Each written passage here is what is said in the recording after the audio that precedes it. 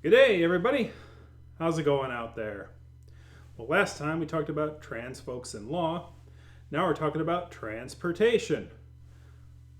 What a transition. Yes, I'm here till Tuesday. That was horrible. Dad joke. Start off with a dad joke. Anyway, I'm not a dad though. We'll find out that soon enough. So, transportation. I wanted to talk about an interesting article that a lovely person here left on Flare, and I really like it when new authors and new ideas and new thoughts come in because it is a good springboard for this, and it's called "The Geography of Furry Conventions and How We Can Make Getting to Our Conventions Easier for Everyone." And it's a pretty long article, and it's apparently a two-parter article too. Um, I forgot what part one was all about, but we're just going to focus on part two for today because I could talk for hours about transportation.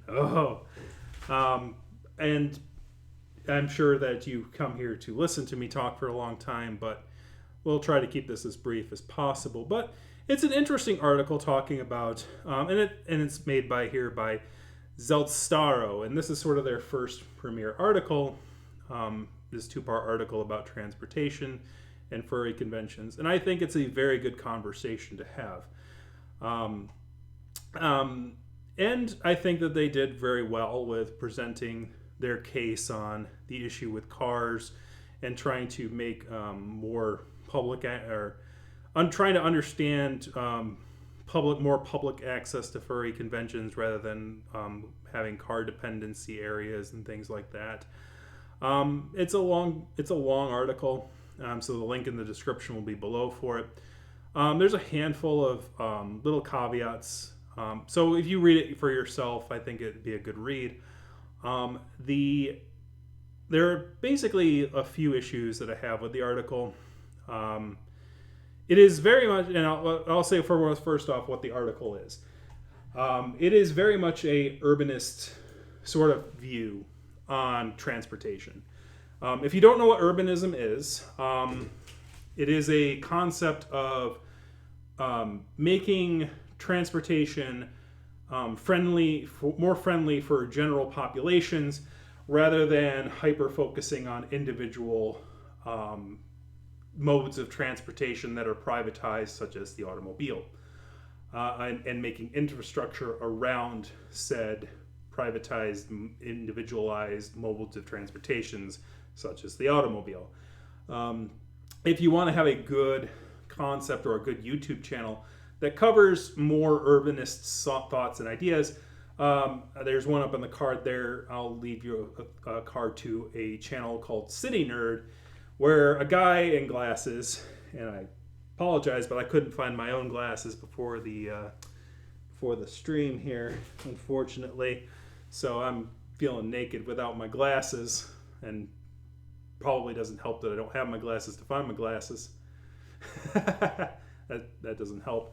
But he's a very dry person, and he's kind of got a weird dry personality to him, but it's kind of fun to watch him talk about the things that are important to him as far as what city landscapes are. And it's an important conversation too, because to have is land usage in an urban area, because the difference between a urban landscape that is like optimal and efficient for people and feels comfortable for people to traverse in and just basically live and create a social fabric, outside of just trying to go to and from a place, is very important. And he talks about the importance of that stuff. And this article sort of goes into that sort of ideal, right? Where the author is from the United States. They're from Colorado, I believe. And so they have the article, talk about the quote unquote better world of Europe and things like that. And, and so they go a little bit into that urbanism talking point, talking in conversations. And more importantly, the same thing as an urbanist usually would do is that there are issues with cars. Like, cars are a problem. Now, As a person who grew up in the rural areas, who grew up in a rural house, and who grew up and started moving into the suburbs instead of the downtown areas, I can understand car dependency, but I can and I can look at like the concept and idea of never using a car as sort of like a three-headed monster, which doesn't make sense. But I can also understand and sort of dig the concept of living a fulfilling life without an automobile, right? Having and being comfort and being part of a tight-knit community in a downtown area and never feeling the need to leave or go to an extreme length to try to buy an expensive car in order to go from point A to point B, because cars are expensive and they're getting more prohibitively expensive all the time. I got lucky in the essence of that. I bought my last new car in 2008 for $14,000, and I've paid it off, and it's still in decent condition. I've only got 95,000 miles on it. I could still run it for probably a good 5 years or so, and I'm going to run it until I die, until it dies, and then I'll rent a car for, until I need I make plans to get a new one, and always have sort of like a idea of what kind of car I'd want to go into should my current car fail, and use like emergencies, sort of an emergency fund in order to pay, get a new car. You can plan for those kind of things, and I'm in a position where that's good. A lot of people, though, at this point in time, the car industry is sort of in a bubble, and obviously I can go on a whole tangent about the problems with how cars are getting more expensive, having a bunch of things that don't necessarily need anymore, adding a bunch of features that are luxuries to an automobile more than they are a necessity, and adding that expense to the mainstream automobile consumer, trying to make them more and more expensive, making trucks bigger and bigger and bigger when they don't need to be. I could go on a rant forever about just give me a thing that gets me from point A to point B. I'm not trying to buy a house on wheels. I'm just trying to use my car to go from one place to another. I'm not trying to drive through a war zone or anything. And so, even with my background as not being an urbanist, I can absolutely understand the premise and ideas that the cars are becoming a problem. And especially on financial channels where they go, hey, it's the avocado toast and like the Starbucks, and it's like, no, man, the most expensive thing that is sort of a luxury item is a nice car. Like, that is the thing that people are going to spend the most money on. They take financing out for it. It usually takes like 30% of a person's income. I think the 30% was like what it was on average or something like that. It's insane. And it's like, it can be a big hassle and a big problem and a big expense. All that being said, I will say this. As somebody who owns a car, I do try to look for public transportation options when I do go to a convention in certain circumstances, because it can be well worth the cost despite me having a car. Because driving the car to one place to another isn't free. You have wear and tear, you have gas, you have toll roads, right? You have other situations and factors. You have more opportunities for breakdowns, more opportunities for accidents, more opportunities for an emergency to come up when you're driving from one place to another if it's a longer period of stretch. And those things can happen on public transportation too, like little things that prevent you from getting to the place where you need to go as soon as you can. But the odds are more in your favor, honestly, than if you are in an automobile, because there's more points of conflict, as it were. But as I said, all these negatives aside, there is one big thing in this article that isn't covered by the author about the benefit of an automobile. And ironically, that benefit is only seen and only introduced not when it's independent, but when there's dependence. And that seems like a weird thing to say, right? Because it's like, oh, public transportation is great for the public. But the reality is that if you are not an individual, because here's the thing that me and this author have in common is that we're single. I'm a single person. I've been a single person basically my whole life, right? So when I'm trying to discover transportation options from point A to point B, a lot of times it's really A, personal preference, and B, it might be cheaper not to take my car, for instance. And also there's a lot less wear and tear on my mental facilities, right? So let's say I'm trying to go from, here to Midwest Fur Fest, right? There's the option of taking the train, which would probably be, $75 one way, right? So it'd be $150 both ways. Whereas if I took my car, it would probably take 2 tanks of gas, and at these prices, especially if I'm, buying gas on the thruway, which is usually more expensive than buying it in a local area, you're going to be paying a pretty penny, and it might be comparable, right? And then I have to deal with parking, and if I have to pay for parking, and if I have to pay for the throughways, and if I have to pay for that, and then basically as an individual, it might be comparable to take a train or to take a plane to the convention instead. But when I'm taking a train and taking a plane, I don't have to worry about the stresses that come with driving. The possibility of getting into a car wreck or the possibility of doing all that stuff, as is noted in the article. But there's a problem with taking public... Speaking of car wrecks, somebody's honking. Good timing. Somebody's frustrated. Anyway, I'll cut that. But anyway, so when you're talking about this kind of thing where you have an opportunity for taking transportation, there is one position where the car shines, and that is this question. What if I had a wife and kids? What if I had a spouse and children, right? What if I were Boozy Badger, right? Because here's the thing, Boozy Badger takes the car usually, and he usually goes even out of his way to avoid toll roads to a religious extent, right? He will avoid toll roads like the plague. He talks about that all the time. But the reality is that the reason, and I'm like, why would you take a car? That's so stressful to me as an individual.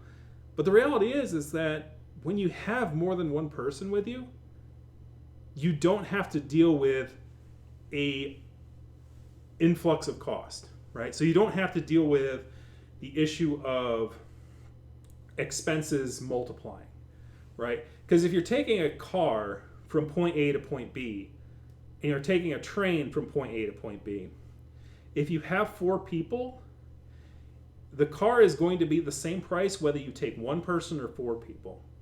The train is going to be 4 times more expensive if you take 4 people. The plane is going to be 4 times more expensive if you take 4 people. There is a scalability to the automobile to a certain point, to the number of passengers that you can comfortably fit into the automobile, legally also fit into the automobile. Some of you furries like to cram a lot of people to go to dinner or something, and sometimes I don't understand that, but sure. What I'm saying is that there's a scalability to using an automobile that is not existent with public transportation.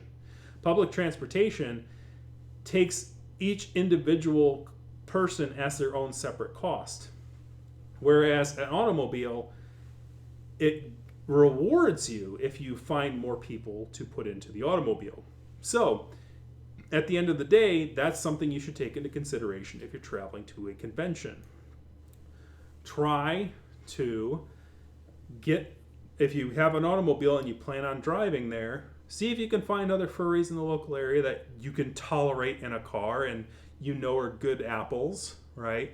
That will go, hey, I'm going to drive us there, and it's going to take 3 hours, and it's going to take X amount of gas. So I'm going to charge each person this amount to travel, to get into my car, and to travel to the convention. Or if they're a friend that you would know, if they're a good friend, right, you might not even charge them at all. You might go like, yeah, you just come along with, If they're kind of an acquaintance or something like that, it's like, hey, I can save you some money by taking you down there, but I would like to like have you pay for at least a quarter of the thing. You can actually make it more scalable, as an expense to other people. And also you can make it very cheap or more tolerable for other people that you're taking with you. So that's the strength that a car has that public transportation doesn't in the United States.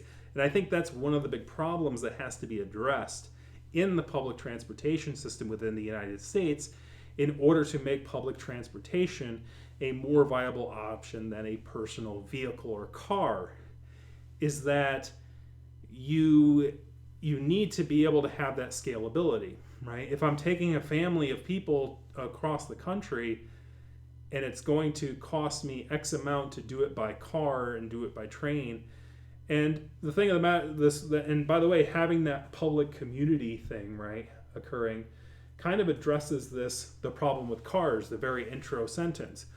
Cars require a great amount of focus to operate, right? But here's the thing, like if you are able to bring a group of people with you that all have driver's licenses, then you can sort of circle, right? And you can have one person drive for a few hours and then they'll take a break and a nap. And then the other person will drive for a few hours and then the other person will take a break and a nap. And you could have, like, if you have 3 people plus, you could have a person who's navigating, who's in charge of navigation, and you could have a person who's in charge of driving, and then you can have the third person taking a nap, right? And you can kind of like work yourself around that way, right? And use those kind of strategies. Also, try to plan your meals out so that you go, hey, we're going to go a little out of the way just to find this little, this sort of hole in the wall place that sort of serves really good food, and it's cheaper than if we got off just off the thruway, right? Because usually you can make a trip out of it, you can make an ideal out of it, and that's sort of the flexibility that you have with a car that you don't have with public transportation. Now, I will say this: if you're a single person, try to do public transportation as much as you possibly can. It lowers the wear and tear on your brain, it lowers the wear and tear on your car, it lowers the amount of gas and stuff you're going to have to pay for your car. And in certain circumstances, it can be really useful because you have to think about parking, cost parking too. So if I'm going to the airport, if I drive my car there, I'm going to have to pay for parking for my car. If I go to the train station in this area, I don't have to pay for parking. So things like that, and this is a very personal topic, right? And this is why you can talk for hours about it. But I think this is good enough for this video to talk about the car aspect of it and where a car has its strength. And I think as far as if you're talking about a very urban convention, also try to avoid using a car because there's limited amount of parking. Usually it costs money as well. It's one of those things. It's like, I would say that it's one of those things that if you plan it out really well, you could save a good amount of money on. But the thing of the matter is, and this is one of my other critiques about the article, is that it's not really up to the conventions to determine how a person gets to a convention. And the reason that is because it really is a varying amount of circumstances. There's a lot of variables when it comes to transportation. How many people are you trying to get there? How many people are in your group, etc.? Where are you starting? Are you starting in a rural area where even trying to get to public transportation would take you 2 hours, right? You'd have to drive your car from the country into the city to get to the airport or to the train, and then you'd have to take that from there to there. There's a lot of starting points, there's a lot of ending points, but there's enough information out there where you can find your own personal solution to your traveling problem. But don't always go for the car, right? Take an opportunity to look at mega buses, to look at trains, to look at planes, trains, automobiles, buses, and then cars, right? If all else fails, then cars. And if you are going to take the car, try to take advantage of the only benefit that the car really has over all those other modes of transportation, and that is try to find a way to carpool people and to share the expense, right? To share the expense so that way, they get everybody not only saves money, they save resources, they save planets, and they have the opportunity to not only work together as a community to solve an issue, right? Like transportation, right? And the more people communicate with each other and the more people converse on this, I think the more better that you'll find that things get in the long run for yourself and for your resources and for your community. So thank you very much for listening to this Rue Ramble. I could talk more about transportation if you'd like. And I could even write my own article about, the sort of a flow chart maybe about like how to kind of think about how to get from point A to point B or go to certain conventions. But if you'd like to know that, let me know. Kick that like, kick a subscribe button, kick a comment in the comment section. I'm going to get the hop out of here. Thank you very much for watching, and I'll see you guys next time.